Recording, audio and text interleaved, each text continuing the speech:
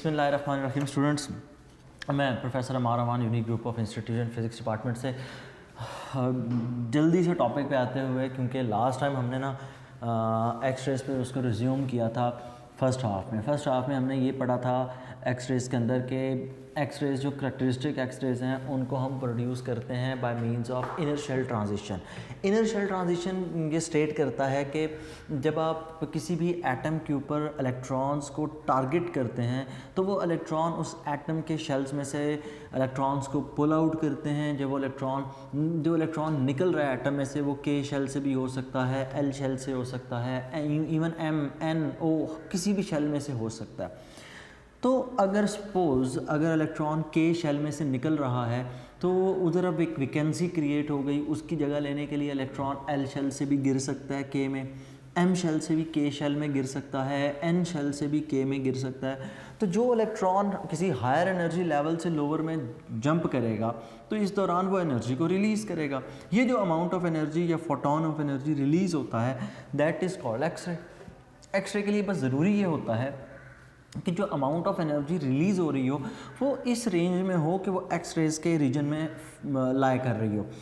तो ये थी हमारे पास करैक्टरिस्टिक एक्स रेज़। दूसरी जो टाइप है एक्स रेज़ की, वो एक्स रे की टाइप है, they are referred as braking X rays. दूसरी जो टाइप है वो कौन सी है? These are braking X rays. अब बड़े ध्यान से इस चीज़ को समझना है, मैं बेसिक कॉन्सेप्ट से ही स्टार्ट करूंगा। ये एक्सरे की दूसरी टाइप है। आपकी बुक में दोनों मेंशन की गई हैं, इनिशियल ट्रांजिशन वाली भी हैं और ब्रेकिंग एक्सरेज, दोनों को लिखा गया है, इसलिए हमने इनको दोनों को कवर करना। अच्छा, ब्रेकिंग का वर्ड क्यों यूज़ किया हुआ? ब्रेकिंग का वर्ड यहाँ से निकला है ब्रेक से, मतलब रोकना। तो होता यूँ है, जब इलेक्ट्रॉन रेस्ट पर होना, when electron is at rest it only has an electric field. जब इलेक्ट्रॉन रेस्ट पर होता है तो उसके पास सिर्फ और सिर्फ इलेक्ट्रिक फील्ड होता है। जब इलेक्ट्रॉन यूनिफॉर्म वेलोसिटी से मूव करता है, यूनिफॉर्म वेलोसिटी से मूव करता है इलेक्ट्रॉन, तब उसके पास, उसको हम क्या नाम देते हैं? जब इलेक्ट्रॉन यूनिफॉर्म वेलोसिटी से मूव करे दैट इज कॉल्ड करंट।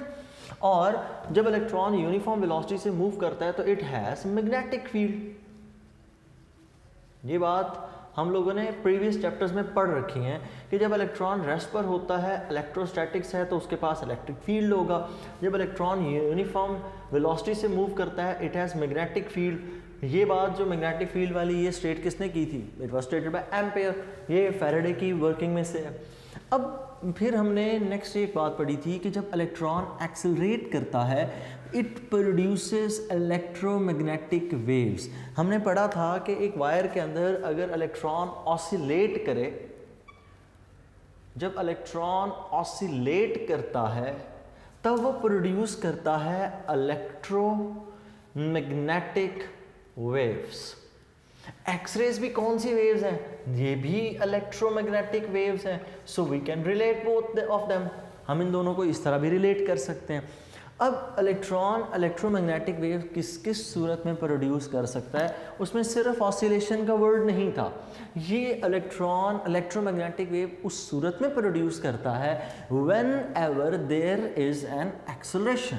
जब कभी भी इलेक्ट्रॉन के पास एक्सेलरेशन हो, मतलब when its velocity is non uniform. ठीक, तो मैं ऑसिलेट की जगह मैं वर्ड क्या लिख रहा हूँ? मैं इसके लिए टर्म चेंज करके लिख रहा हूँ नॉन यूनिफॉर्म वेलोसिटी। जब इलेक्ट्रॉन के पास नॉन यूनिफॉर्म वेलोसिटी होगी, मतलब इस बात का ये है कि electron can oscillate. Number 2, electron can have an increase in velocity, मतलब उसमें एक्सेलरेशन हो सकता है। Number 3, it can also have deceleration. मैं डेसेलरेशन को रेड में लिख रहा हूं क्योंकि ये मेरे लिए थोड़ा सा इंपॉर्टेंट है। तब इस कंडीशन के अंदर इलेक्ट्रॉन क्या प्रोड्यूस करता है? It produces electromagnetic waves. जब कभी इलेक्ट्रॉन ऑसिलेट करे एक्सेलरेट करे, डी एक्सेलरेट करे, तब वो क्या प्रोड्यूस करता है, इट प्रोड्यूसेस इलेक्ट्रोमैग्नेटिक वेव। यहाँ पर हम इलेक्ट्रॉन को क्या करते हैं, हम इलेक्ट्रॉन को डी एक्सेलरेट कराते हैं। डेसेलरेट करवाने से क्या होगा और कैसे होगा, देखिए ना, आप खुद इस चीज़ को इमेजिन करें कि एक कार फुल स्पीड पे मूव करती हुई आ रही, हम अचानक से उसकी ब्रेक लगा दें, देन व्हाट विल हैपन, होगा ये कि जब वो ब्रेक लगाई गाड़ी रुक तो जाएगी, लेकिन वो रोड के ऊपर एक स्क्रैच, एक आवाज़ प्रोड्यूस करेगी, और उसके जब आप टायर को टच करेंगे it will B heat up, ठीक। तो अब वो क्या हुआ, उसके पास जो काइनेटिक एनर्जी थी वो किसी और एनर्जी में कन्वर्ट हुई, in the form of heat, ठीक, in the form of sound. जब आपने अचानक से ब्रेक लगाई तो वो जब स्किड करेगी, स्किडिंग के दौरान साउंड भी प्रोड्यूस हो जाएगी, हीट भी बहुत ज़्यादा प्रोड्यूस हो जाएगी। तो इसका मतलब ये हुआ कि एक एनर्जी दूसरी फॉर्म में कन्वर्ट हो गई। अगर हम इलेक्ट्रॉन के साथ भी कुछ ऐसा ही कर लें, और इलेक्ट्रॉन ने जब मूव करना है, उसने कौन सा कोई फ्लोर के ऊपर या किसी ग्राउंड या पाथ के ऊपर मूव कर रहा है जिसके ऊपर वो स्क्रैचिंग क्रिएट करेगा या स्किडिंग, इलेक्ट्रॉन के पास तो ऐसा कोई मीडिया नहीं होगा, वो अपनी energy in the form of photon release करेगा। देखते हैं करना क्या, करना ये है कि इलेक्ट्रॉन एक सोर्स में से एमिट हो रहा है। ये जो इलेक्ट्रॉन इस सोर्स में से, यहाँ पर कोई सोर्स पड़ा हुआ है सपोज, इस सोर्स में से जो इलेक्ट्रॉन एमिट हुआ, ये हाई एनर्जी के साथ मूव करता हुआ इलेक्ट्रॉन इस डायरेक्शन में आ रहा है। मैं इसके सामने कोई ऐसा सब्सटेंस रखता हूँ जिस पे बहुत ज़्यादा नेगेटिवली चार्ज ऑब्जेक्ट है। अब इलेक्ट्रॉन पे भी चार्ज कौन सा होता है, नेगेटिव। इस सामने सब्सटेंस पे भी चार्ज कौन सा है, नेगेटिव। नेगेटिव नेगेटिव को क्या करता है, रिपेल। जब नेगेटिव नेगेटिव को रिपेल करता है तो इलेक्ट्रॉन क्या होगा, electron will show D acceleration. Electron क्या शो करेगा, डी एक्सेलरेशन शो करेगा। ये नेगेटिव साइन के साथ एक्सेलरेशन, उसकी वेलोसिटी क्या होगी, कम। वो जब उसकी वेलोसिटी कम होगी, साथ ही एक एनर्जी का फोटोन वो यहाँ से रिलीज कर देगा। ये जो एनर्जी का फोटोन है ये एक्स रेज की रेंज में होगा। कब एक्स रेज की रेंज में होगा, जब आपने 1000 ऑफ इलेक्ट्रॉन वोल्ट का पोटेंशियल दिया होगा। मतलब ये जो इलेक्ट्रॉन मूव कर रहा था, इस इलेक्ट्रॉन को हमने इतनी एनर्जी प्रोवाइड करनी है कि इसका potential thousands of electron volt हो, मतलब in the order of kilo electron volt. ये आपकी बुक की लाइन है, ये किलो इलेक्ट्रॉन वोल्ट्स की रेंज में हो। तब क्या होगा, तब जहां पर जो फोटोन एमिट होगा, ये वाला जो फोटोन एमिट हो रहा है, it will be a photon of X rays. लेकिन अगर इलेक्ट्रॉन का इलेक्ट्रॉन वोल्ट का पोटेंशियल कम हुआ तब वो एक्स रेज की रेंज में नहीं लाया करेगा, मतलब वो अल्ट्रा वायलेट में फॉल कर जाएगा। तो एक कंडीशन याद रखनी है कि ब्रेकिंग एक्स रेज के अंदर होता क्या है, हम इलेक्ट्रॉन को रिपल्शन की वजह से स्लो डाउन करते हैं। जब इलेक्ट्रॉन स्लो डाउन होता है तो अपने अंदर से एनर्जी को एमिट करता है। वो एनर्जी जो फोटोन की फॉर्म में एमिट हुई, वो फोटोन किस एनर्जी रीजन में लाया करता है, it lies in the X rays region. तो ये तो हो गया इसका बेसिक कॉन्सेप्ट। नेक्स्ट इसमें अगर हम मूव करें तो नेक्स्ट हमारे पास आ जाता है अब ओवरऑल कॉन्सेप्ट। और यहाँ पर हम ना एक थोड़ा सा ये भी देख लेते हैं कि किस तरह से एनर्जी को आप कैलकुलेट कर सकते हैं। देखें, जो इलेक्ट्रॉन यहाँ से एमिट हो रहा है, ये अपने पास एनर्जी जो काइनेटिक एनर्जी है वो किस फॉर्म में लेकर आ रहा है, in the form of electron volt. हमने एनर्जी के लिए पढ़ रखा है energy is equals to H F. H F is equal to E into V. ये एनर्जी, ई काइनेटिक एनर्जी के लिए फॉर्मूला H इंटू एफ।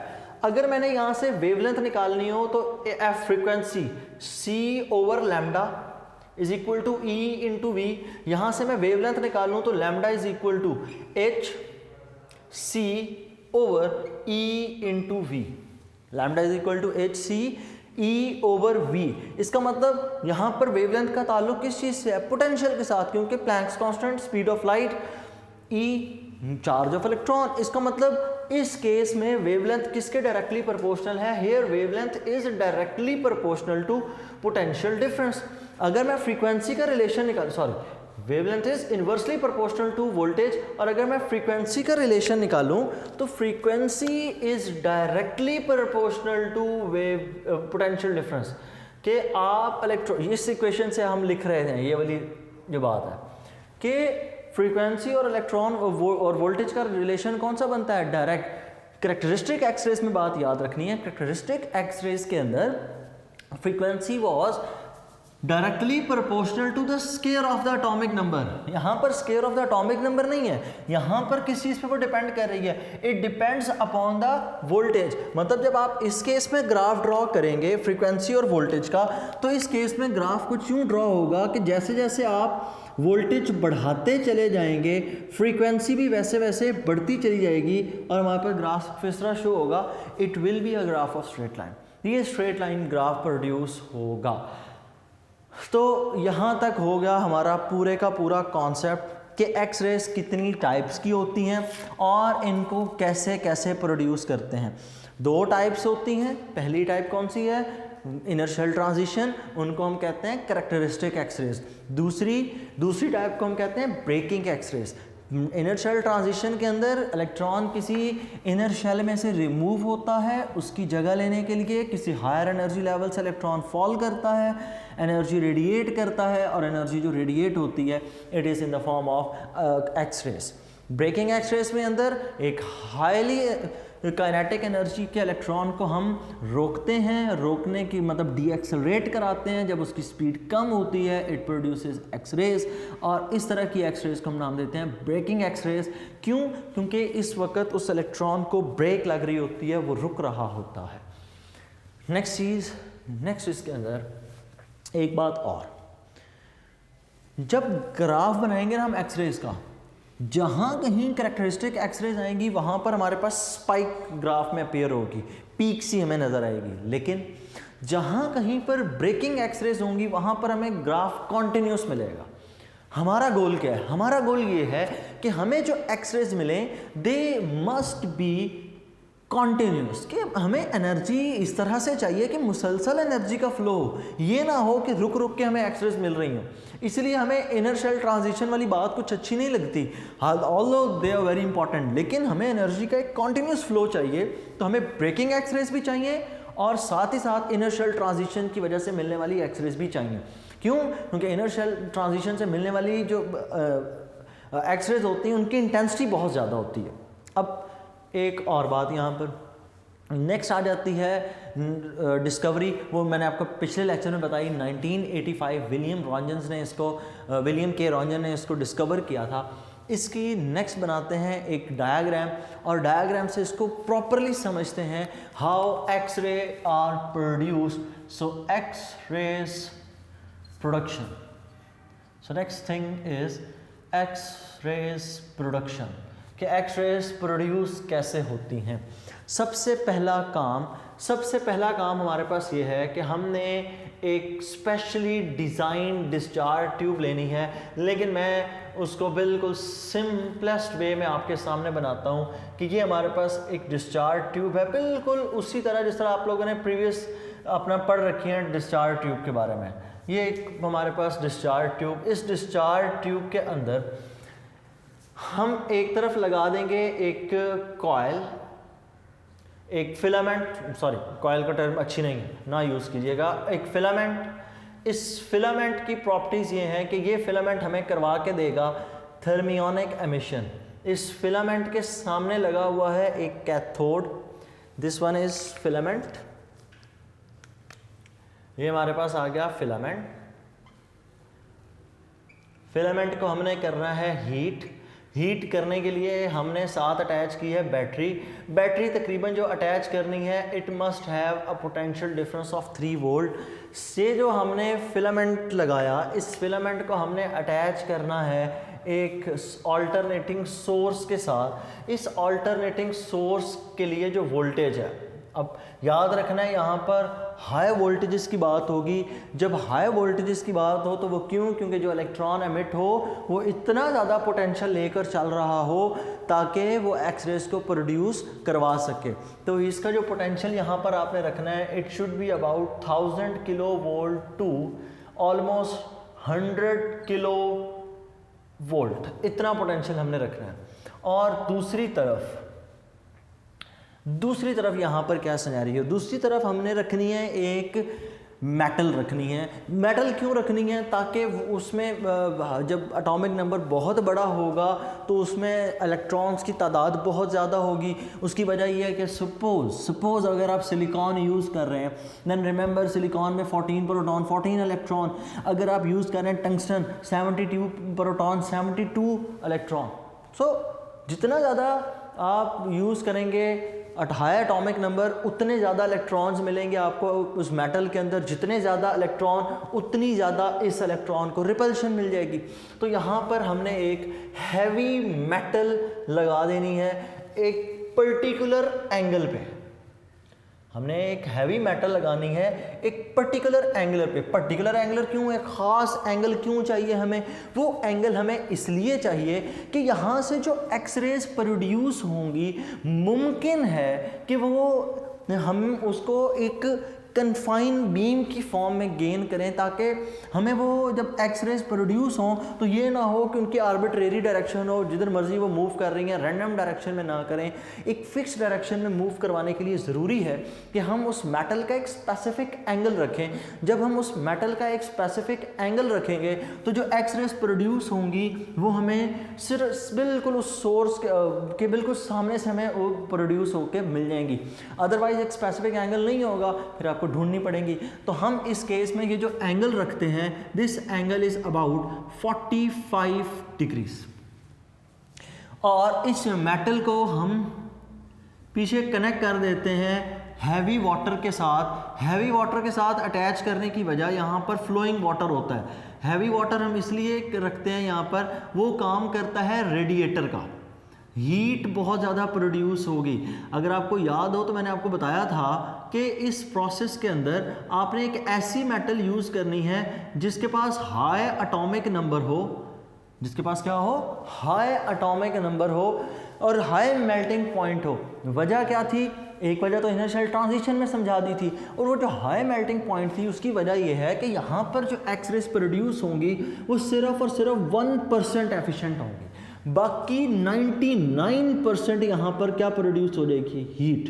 तो इस प्रोसेस के अंदर बहुत ज़्यादा चूंकि हीट प्रोड्यूस होती है, इसलिए हमें यहाँ पर इन चैम्बर्स के अंदर हैवी वाटर चाहिए होता है, ताकि वो जो हीट प्रोड्यूस हो रही है उस इफ़ेक्ट को मिनिमाइज़ किया जा सके। जितना कम होगा, ज़ाहिरी बात है, उतनी वर्किंग आसान, वरना मेटल मेल्ट कर जाएगी, और अगर मेटल मेल्ट कर गई तो फिर एक्सरेज प्रोड्यूस नहीं हो पाएंगी। Now, the main concept, how X-rays are produced। साथ ही साथ मैं ग्राफ भी इसका ड्रॉ कर दूंगा। होगा यूँ, हम यहाँ से भी पोटेंशियल ऑन कर देंगे, यहाँ से भी पोटेंशियल ऑन होगा।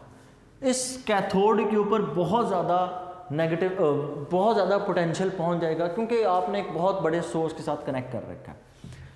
इधर से ये फिलामेंट हीट होगा इस 3 वोल्टेज की वजह से। हीटिंग की वजह से इस फिलामेंट में से बीम ऑफ इलेक्ट्रॉन एमिट होना शुरू हो जाएगी, और ये इलेक्ट्रॉन रिपल्शन की वजह से, बिकॉज इधर नेगेटिव चार्ज है तो ये इस डायरेक्शन में मूव करेंगे। अब एक सीरीज ऑफ इलेक्ट्रॉन उस मेटल की तरफ जाना शुरू कर देगी। आप फिलहाल ये इमेजिन करें कि एक इलेक्ट्रॉन यहाँ से निकलता है और ये सीधा उस मेटल की तरफ चलता है। फ़र्ज़ करें ये वो इलेक्ट्रॉन है और ये यहाँ से मूव करता हुआ इधर गया। जब ये इलेक्ट्रॉन जाकर उस मेटल सरफेस के ऊपर हिट करेगा, हिट करने पर क्या होगा? जब ये इलेक्ट्रॉन उस मेटल सरफेस पे हिट करेगा, उसमें से रिपेल होगा। क्यों रिपेल होगा? इस मेटल सरफेस के ऊपर बहुत ज़्यादा इलेक्ट्रॉन्स हैं, नेगेटिवली चार्ज है, तो ये नेगेटिव को क्या करेगा? रिपेल। जब ये इलेक्ट्रॉन रिपेल होगा, इसकी तो ब्रेक लगेगी। जब इसकी ब्रेक लगेगी तो क्या होगा? ब्रेकिंग एक्सरेज प्रोड्यूस होंगी। तो यहाँ से हमें, जब ये इलेक्ट्रॉन स्लो डाउन होगा तो एक फोटोन रिलीज कर देगा। जब यहाँ पर एक फोटोन रिलीज हो गया, हमें इलेक्ट्रोमैग्नेटिक वेव मतलब एक्सरेज प्रोड्यूस हो गई। ये पहला इलेक्ट्रॉन था। मैं कह देता हूँ इस वक्त जो वेवलेंथ है, दिस लैम्डा इज मिनिमम। इस वक्त जो वेवलेंथ है उस वेवलेंथ को मैं क्या कह रहा हूँ? Lambda minimum. कि ये चूंकि पहला इलेक्ट्रॉन था, सबसे कम वेवलेंथ वाला था, मान लिया इसके लिए जो वेवलेंथ प्रोड्यूस हुई फोटोन की वो सबसे मिनिमम है। तो यहाँ पर जब आप इस चीज़ को ऑब्जर्व करेंगे तो लैम्डा मिनिमम के लिए फॉर्मूला क्या होगा? HC/E × V। अब इसके बाद सीरीज ऑफ इलेक्ट्रॉन आना शुरू हो जाएंगे। साथ ही साथ हम एक ग्राफ ड्रॉ करते हैं, the graph between intensity and the wavelength. तो यहाँ पर इस एक्सिस पर मैं रख रहा हूँ इंटेंसिटी को। अच्छा, इंटेंसिटी का मतलब यहाँ पर याद रखिएगा, इंटेंसिटी डजेंट मीन के उसकी एनर्जी। इंटेंसिटी का यहाँ पर मतलब है, intensity means number of photons. यहाँ पर इंटेंसिटी का मतलब है नंबर ऑफ फोटॉन्स, और इस एक्सिस पर है वेवलेंथ। यहाँ पर याद रखिएगा लैम्डा मैक्सिमम होगा इस साइड पे, यहाँ पर जो इस साइड पर होगा वो क्या होगा, लैम्डा मिनिमम।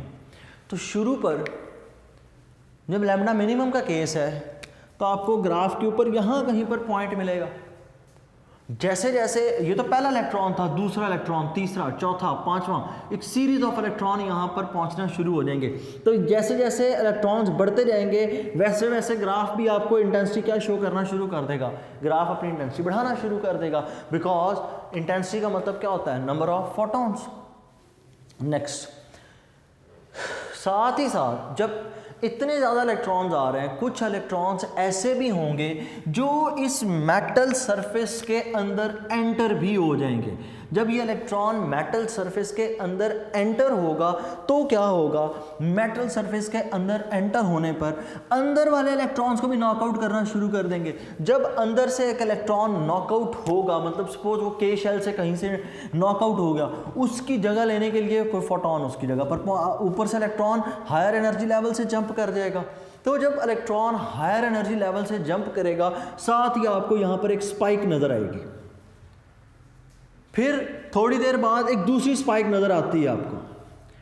क्यों ये दो स्पाइक्स बीच में अपेयर हो रही हैं, क्यों, क्योंकि इलेक्ट्रॉन्स अब उस मेटल सरफेस के अंदर पेनिट्रेशन शो कर गए। जब इलेक्ट्रॉन मेटल सरफेस के अंदर पेनिट्रेशन शो करेंगे तो शुरू पर आपको के बीटा मिलती है, फिर आपको मिलती है के अल्फा, फिर थोड़ी देर ग्राफ फिर स्ट्रेट लाइन रहता है, मतलब फिर बीच में कौन सी प्रोड्यूस हो रही हैं, फिर यहाँ पर बीच में जो पोर्शन है ये सारे का सारा अभी भी कॉन्टिन्यूस होने वाली मतलब ब्रेकिंग एक्सरेज हैं। फिर आपको ग्राफ स्पाइक्स दो शो कर देता है। इस केस में जो दो स्पाइक्स शो होती हैं, यहाँ पर पहले एक छोटी स्पाइक फिर एक बड़ी स्पाइक शो होती है, और यूँ पहली जो मिलती है वो एल अल्फा है, दूसरी जो पीक हमें मिलती है that is L beta, sorry पहले एल बीटा और बाद में हमें मिलती है एल अल्फा, और फिर ग्राफ अपनी पीक कंप्लीट करता है और यहाँ पर ग्राफ ख़त्म हो जाता है। अच्छा, अब इस ग्राफ की जो डिटेल्स है ना वो आपकी बुक में नहीं है, लेकिन मैं आपको थोड़ी सी बात बता देता हूँ खुद से।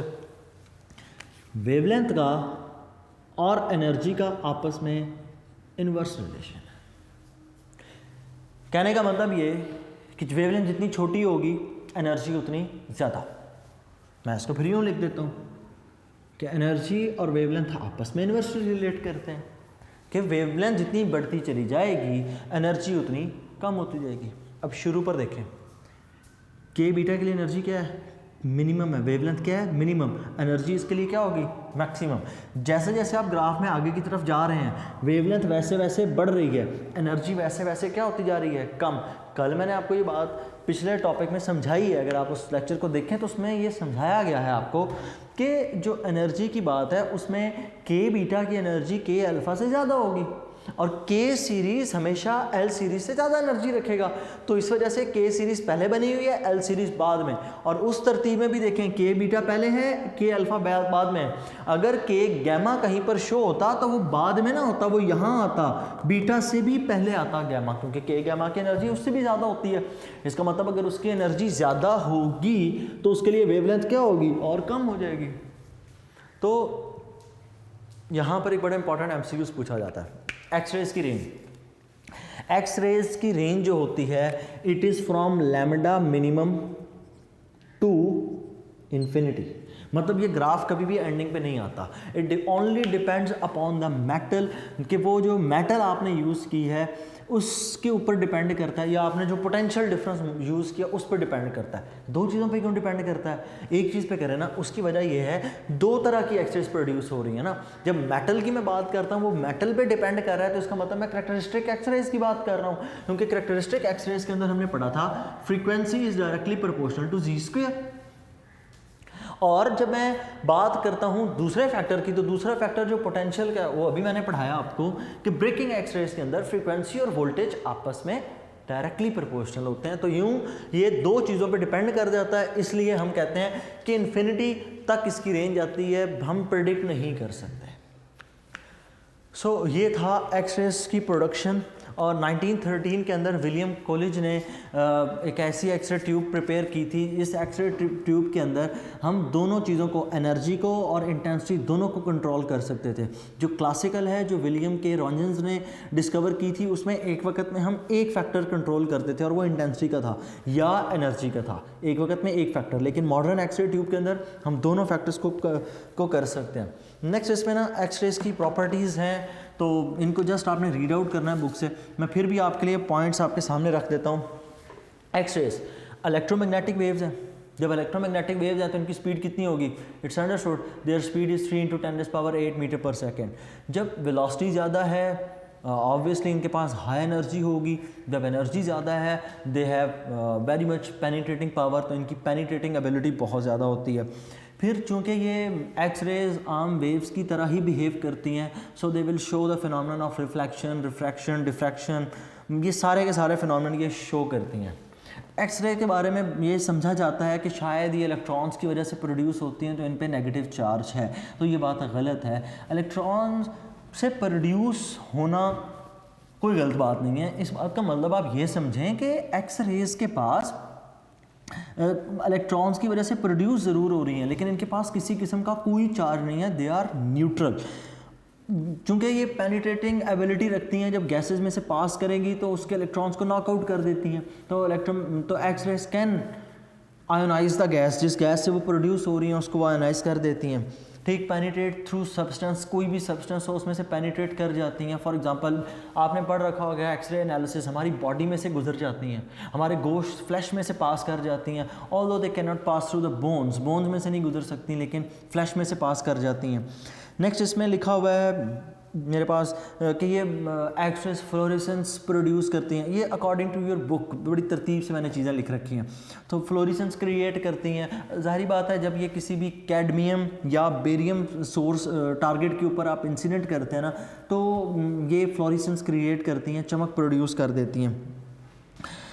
ये आपके बॉडी टिश्यूज़ को डिस्ट्रैक्ट कर सकती हैं, ये बड़ी इंपॉर्टेंट बात, क्योंकि हाई बीम ऑफ एनर्जी है। तो जब आपकी बॉडी के ऊपर ज़्यादा एक्सरेज इंसिडेंट होंगी तो ये बॉडी सेल्स को डिस्ट्रॉय भी इवन कर देती हैं। इसलिए कहा जाता है कि बार बार एक्सरेज नहीं करवाने चाहिए, क्योंकि ज़्यादा एक्सरेज करवाएंगे तो ये आपको कैंसर कॉजिंग के तौर पर यूज़ कर सकते हैं। फिर ये मेटल के अंदर क्रैक्स हों तो उसको डिटेक्ट करने के लिए यूज़ होती हैं। इवन हमने एक्सरेज का जो मॉडर्न यूज़ देखा है वो ये कि एक्सरेज मेटल्स को भी डिटेक्ट कर लेती हैं। ये जब आप प्लेन के थ्रू जब इंटर कंट्रीज़ में विज़िट करते हैं तो वहाँ पे जब प्रीशियस मेटल जो महंगी हैं लाइक गोल्ड और द प्लैटिनम, तो इनकी स्मगलिंग के दौरान जब इनको डिटेक्ट करने के लिए भी हम यूज़ कर सकते हैं कि हम एक्सरेज को यूज़ करके तो मेटल डिटेक्ट कर सकते हैं कि मेटल कौन सी मेटल यूज़ हो रही है जिसको आप ले जा रहे हैं, क्योंकि हर शख्स को हर मेटल का नहीं पता होता। लेकिन एक्सरेज उस मेटल सोर्स से जब रिपेल होती हैं तो उससे हमें अंदाज़ा हो जाता है कि कौन सी मेटल यूज़ हो रही है। बहरहाल इसके लिए प्रॉपर एक चार्ट मिलता है। ये था आपका एक्सरेज का पूरा एक टॉपिक। अब आपका काम ये है कि पहले लेक्चर सुने, फिर उस सारे को खुद से पूरी की पूरी बैठ के एक फ़्लो बनाएं, बिकॉज 2 हिस्सों में लेक्चर्स है। समटाइम्स ये चीज़ें बहुत लेंथी हो जाती हैं, मैं कॉन्सेप्ट बताते हुए बहुत ज़्यादा डीप भी चला जाता हूँ। तो आपने पहले एक बैठ के ना एक फ़्लो बनाना है पूरे का पूरा, जिस तरह से कॉन्सेप्ट डिलीवर हुआ आपको। फिर आपने क्या करना है, फिर आपने बुक को अपने सामने रखना है तरतीब से और बिल्कुल एक फ़्लो में उस बुक को के सेंटेंसेस रीड आउट करने हैं और उसको समझने की कोशिश करनी है। फिर जो मैंने अंडरस्टैंडिंग दी और जो बुक की अंडरस्टैंडिंग जहाँ जहाँ वहाँ पर ओवरलैप करती है, आपने उतना मटेरियल पेपर में लिखना है। जो चीज़ें मैंने एक्स्ट्रा कुछ आपको बताई वो सिर्फ़ और सिर्फ इसलिए है कि कॉन्सेप्ट आपका क्लियर रहे। टॉपिक चूँकि समझने वाला है, ग्राफ समझने वाली चीज़ें हैं, ग्राफ्स हैं, बीच में मैंने खुद बताया इंटेंसिटी के, वेवलेंथ के, पोटेंशियल डिफरेंस के, एटॉमिक नंबर के साथ। तो ये चीज़ें आपके लिए to some extent they are extra for you, लेकिन इनका इम्पैक्ट आपके लिए बेहतर होता है, अंडरस्टैंडिंग आपकी बेहतर होती है। नेक्स्ट टॉपिक इंशाल्लाह उसको डिस्कस करेंगे, uncertainty within the atom. अल्लाह हाफिज़।